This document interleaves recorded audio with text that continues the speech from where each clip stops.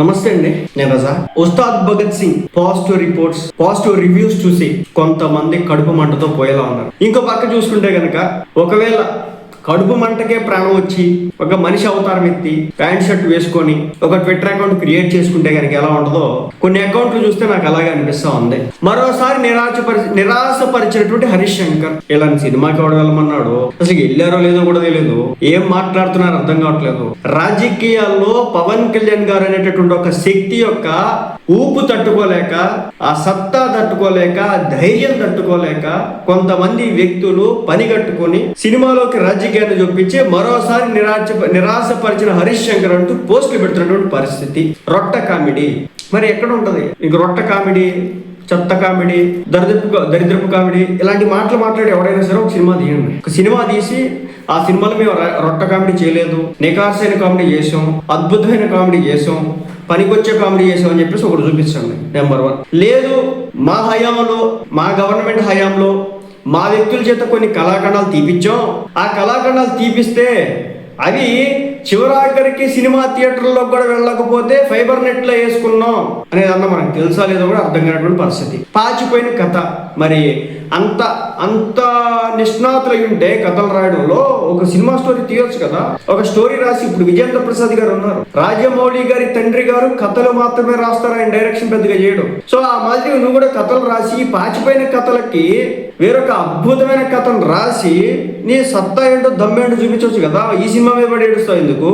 ఉత్సాహపరచని BGM నువ్వు కొట్టొచ్చు కదా. ఒక ఏఆర్ రెహమాను, ఒక తమను, ఒక డిఎస్పి, ఒక వికేజే మేయరు, లేకపోతే ఇలా రకరకాల వ్యక్తులు అయితే ఉన్నారు కదా, వీళ్ళందరూ బదులు నువ్వు కొట్టు.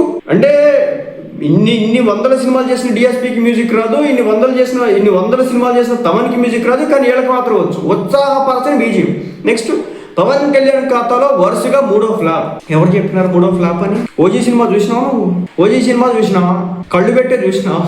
థియేటర్కి వెళ్ళినావా? థియేటర్కి వెళ్ళి దాంట్లో ఏముందో చూసావా?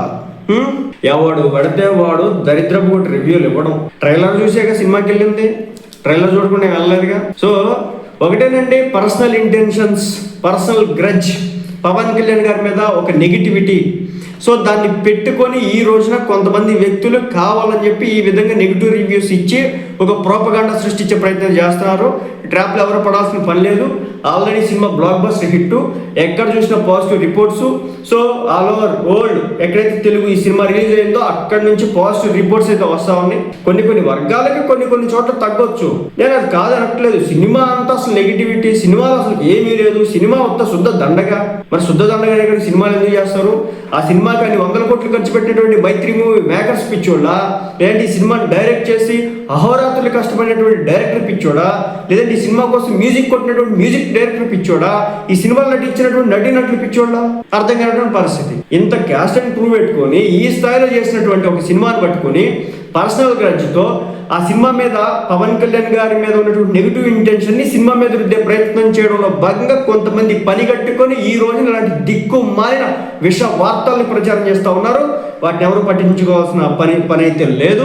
సో వాడు పాచిపోయిన కథ అన్నా, రొట్ట కామెడీ అన్నా, ఉత్సాహపరిచిన బీజం అన్నా, నీకు ఎక్కడైనా దమ్ముంటే, నీ ఒంట్లో ఏదో ఒక మూల దమ్ముంటే కనుక ఒక సినిమా తీసి రొట్ట కామెడీ కాదు నేను నికార్సైన కామెడీ చేయగలను, పాచిపోయిన కథ కాదు దమ్మున్న కథ నేను రాగలను, ఉత్సాహపరిచిన బీజం కాదు ఇంతకు మించి నేను చేయగలను అని నేను పోటు కానీ అనుకుంటే కనుక నీ మగతనం ఏంటో, నీ పోటుగారితనం ఏంటో చూపిస్తే కనుక బాగుంటుంది. ఇప్పుడు దురంధరణ ఒక సినిమా వచ్చింది, పార్ట్ 1, అదొక జోనర్లో వెళ్ళినాడు.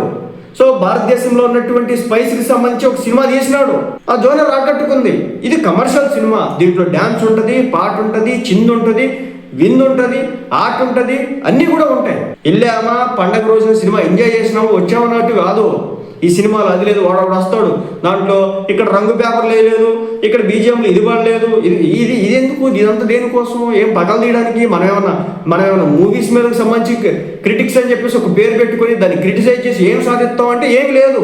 డబ్బులు సంపాదించుకుంటాం, నెగిటివ్ న్యూస్ చేస్తాం, ప్రొడ్యూసర్ని సంకనాటం చేస్తాం, మనం రోడ్డును పడేలా చేస్తాం. నచ్చితే సినిమాకి వెళ్తావు, నచ్చకపోతే లేదు. నీ ఒపీనియన్ చెప్పడం తప్పు కాదు, ఇలా గబ్బు పట్టించడం తప్పు కదా. నువ్వేదో పోటుగాడ అయ్యింది ఏదైనా చేసిచ్చి తగలడ్డామంటే అది ఉండదు. ఇలా దిక్కుమాల రొట్ట పోస్టులు వేయడం తప్ప. ఇదనమాట సోషల్ మీడియాలో నడుస్తున్నటువంటి వ్యవహారం ఉస్తాద్ భగత్ సింగ్ సినిమా మీద.